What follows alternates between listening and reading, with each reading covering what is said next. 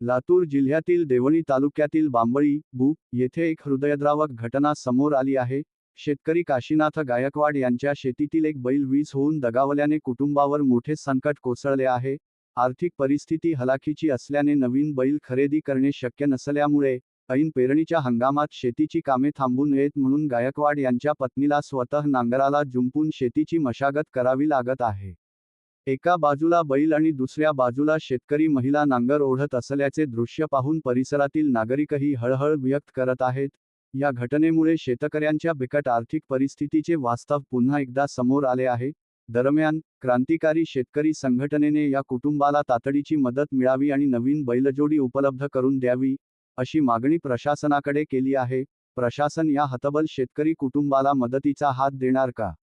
याकडे सर्वांचे लक्ष लागले आहे. पोलीस टाइम्स मराठी न्यूजसाठी मुख्य संपादक जावेद शाह.